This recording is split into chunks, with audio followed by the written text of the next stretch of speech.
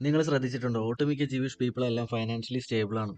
പ്യൂ റിസർച്ചിന്റെ അടിസ്ഥാനത്തിൽ 23% ജൂയിഷും 200,000 USDക്ക് മേലെ ഒരു വർഷം ഉണ്ടാക്കേണ്ടതെന്നാണ് കണക്ക്. ഇന്ത്യൻ രൂപയിൽ പറയുകയാണെങ്കിൽ ഏകദേശം 1,70,00,000 മേലെ. ഇതൊരു മിത്തോ കോയിൻസിഡൻസോ അല്ല. അതുപോലെ തന്നെ ലോകത്തിലെ ഏറ്റവും വലിയ കോർപ്പറേറ്റ് കമ്പനികൾ ഓൺ ചെയ്യുന്നതിൽ ജൂതന്മാരുടെ പങ്ക് വളരെ വലുതാണ്. ഗൂഗിൾ, ഇൻസ്റ്റഗ്രാം, ഡെൽ, ഒറാക്കിൾ തുടങ്ങിയ വമ്പൻ കമ്പനികളൊക്കെ ജൂതന്മാരുടെയാണ്. അപ്പോൾ എന്തായിരിക്കും ഇവരുടെ ബിസിനസ് സീക്രട്സ്? ഈ വീഡിയോയിൽ ഇവരുടെ ഒരു 10 ബിസിനസ് സീക്രട്സ് നമുക്ക് പരിചയപ്പെടാം. അതും ഒരു ജൂതൻ തന്നെ വെളിപ്പെടുത്തിയത്.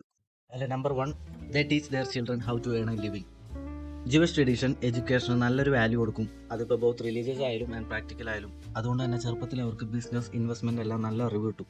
അതായത് ചെറുപ്പം മുതൽക്ക് അവർക്ക് നല്ല ഫൈനാൻഷ്യൽ ലിറ്ററസി ഉണ്ടാവും.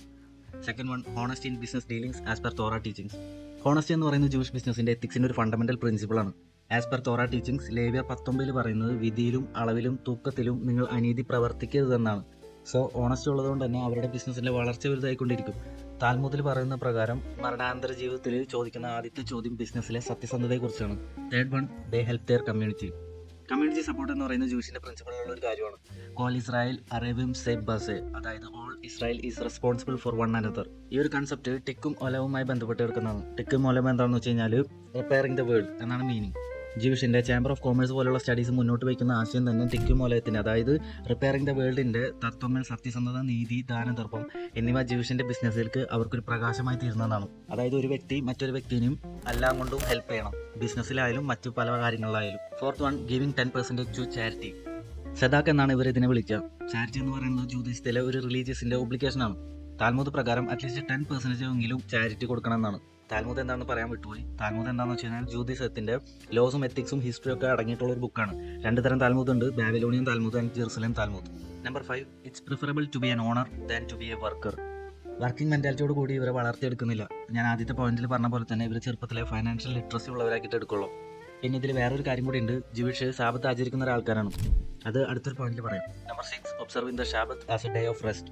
ഷാബത്ത് എന്ന് പറയുന്നതും ജൂയിഷിന്റെ ഒരു ഫണ്ടമെന്റൽ റോൾ തന്നെയാണ്. ആ ഒരു ദിവസം ഹോളി ആയിട്ട് ആചരിക്കണം. ജൂയിഷിന്റെ സാബത്ത് ഡേ എല്ലാ ശനിയാഴ്ചകളിലാണ്. ആ ഒരു ദിവസം ജോലികൾ ഏറെ ബിസിനസ് ട്രാൻസാക്ഷൻസ്, ഡീലിംഗ്സ് ഒന്നും പാടില്ല. ഞാൻ നേരത്തെ പറഞ്ഞ പോയിന്റില്ലേ, അത് ഇതുകൊണ്ടും കൂടിയാണ്.